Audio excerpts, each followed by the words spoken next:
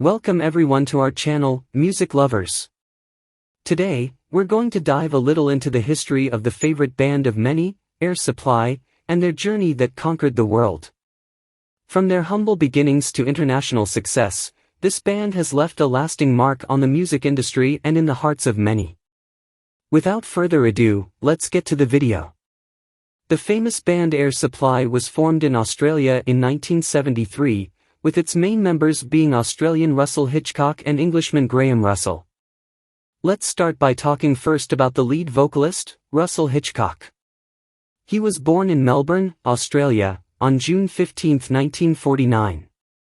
From his childhood, he showed a taste for music when his sister bought a sound system to listen to her vinyl records, but his passion was truly awakened after attending a concert that the Beatles held in his country in 1964, which motivated him to become a professional singer. Russell, a boy from the suburb of Brunswick, was blessed with a growing tenor voice. In 1965, when he was 16 years old, he dropped out of school, started working as a salesperson in a local shop, and formed his first band called 19 Generation, where he was both the drummer and the vocalist. A couple of years later, he got a job at a computer company and was sent to work in Sidney.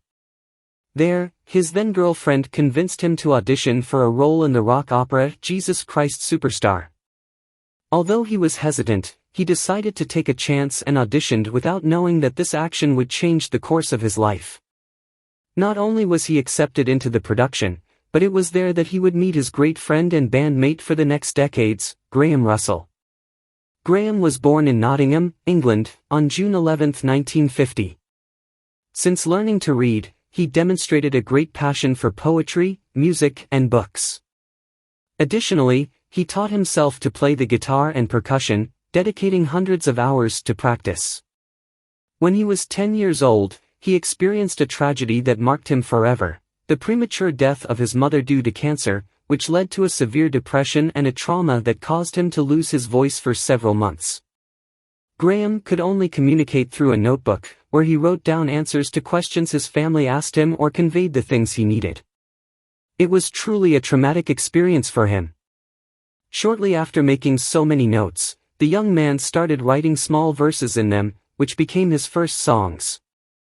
Later, practicing with the guitar, he tried to put melody to these poems, which gradually helped him recover the gift of speech. The death of his mother also hit his father hard. Seeking a fresh start, decided to travel with his family to Australia. However, young Graham refused to go at the last minute and stayed in England, living with an uncle. After that, in 1964, he joined some bands, one of them being Union Blues, where he played the drums and wrote his own lyrics based on the poetry of famous authors like Lord Byron and Percy Shelley, as well as singers like the Beatles. However, facing limited success and a desire for change, in 1968, he decided to join his father and sister in Australia, not knowing that he had a date with success in this country. In 1972, Graham attended auditions for the Australian production of Jesus Christ Superstar, and on the same day, he met Russell Hitchcock. They became friends immediately, unaware of the many circumstances that led to this encounter, and realized they had many things in common. Both were fans of the Beatles and were born in the same month of June, incredibly sharing the same name. This was the beginning of a friendship that stood the test of time. Amidst rehearsals for the play or after work, Graham would pick up his guitar and sing some classics and original songs. Russell would often join him, and everyone commented that they sounded very good together, so they soon started performing in local bars and gaining attention. The group was officially formed in 1973, but there were some changes in the musicians accompanying them, and it was only in 1976 that they released their first single entitled Love and Other Bruises. This beautiful song reached the 6th place on the Australian Success Chart and brought some notoriety to the group, whose main members at this point were not two but three, Russell Hitchcock, Graham Russell, and Jeremy Paul. There's an interesting anecdote related to the founding of the band. Graham Russell had a dream in which there was a giant sign in the sky with shining lights, and the words Air Supply could be read on it. From there, the name of the group emerged, almost like a divine order. In 1976, they opened for Rod Stewart's Australian tour, and he was impressed with the group, inviting them to join him in the USA. In this way, in 1977, they embarked on their first tour and released a couple of albums that didn't gain much attention. At the end of this tour, in 1978, Jeremy Paul left the band. The band members were facing serious financial difficulties, despite having achieved some success, mainly in Australia. Both Graham and Russell mentioned that they were so low on money that they needed to search for coins under hotel sofas to buy bread. Finally, the band had its stroke of luck in 1979 when the prestigious American producer Clive Davis, who had introduced major artists like Aerosmith and Whitney Houston, heard their song Lost in Love. This beautiful song, originally lasting 6 minutes and released some time ago in Australia without much impact. The producer did a new mix, and in early 1980, released a shorter version in the US, which became an almost immediate success, reaching number 3 on the Billboard chart. A few months later, the album Lost in Love was released, which, in addition to the successful title track, included 2 more songs that entered the top 5 of the charts and ultimately established the band, Every Woman in the World and All Out of Love, Here I Am, and Sweet Dreams. The album containing these tracks sold over 5 million copies in the US. In 1982, they released the beautiful Even the Nights Are Better and became one of the most successful and recognized bands of the decade, embarking on constant international tours and selling records like hotcakes.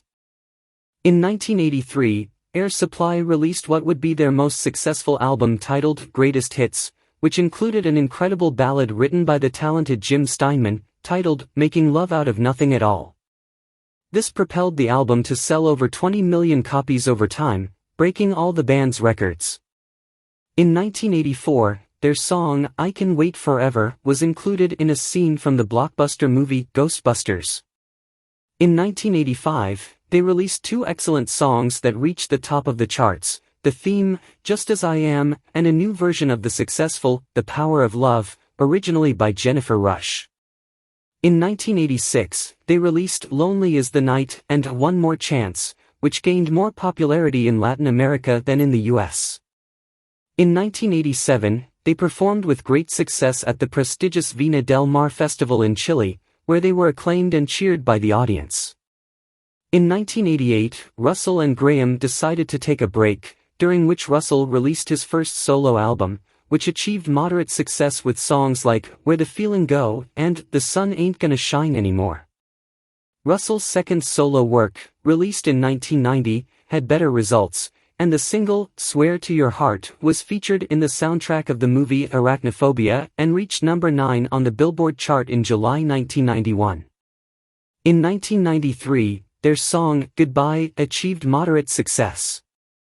As an interesting note, it was written by Linda Jean Thompson, who had been Elvis Presley's girlfriend for a long time. From here, the band's popularity began to wane, and although they continued to release albums consistently, they struggled to reach the top spots in the US or UK, finding better results in Asia, where they became extremely popular. In 2005, Air Supply held a concert with a large audience in Cuba, gathering over 175,000 people. On a personal note, rumors about Russell and Graham being homosexual have circulated since the 1980s, apparently stemming from the type of music they made and Russell's distinctive voice. However, this remains a rumor, as both have had different women in their lives and have fathered several children. For instance, Russell married flight attendant Paula Fulmer in 1986, but they divorced. In 2000, he married Lori Parker, with whom he had 2 children, but they also divorced. His third wife is Deanna Bracey. Graham, on the other hand, married his high school sweetheart named Linda when he was very young, at the age of 18. They had 2 children, Samantha and Simon Russell. Interestingly, Linda is the same young blonde woman who appears alongside Graham in the music video for Making Love Out of Nothing at All. Unfortunately, the marriage ended in 1978, and in 1981, Graham met film and television actress Jodie Varble, whom he married in 1986. Another curiosity is that Russell Hitchcock once confessed in an interview that he has never composed a song and cannot read sheet music. He mentioned that most of the songs are composed by his friend Graham, and his role is solely to sing.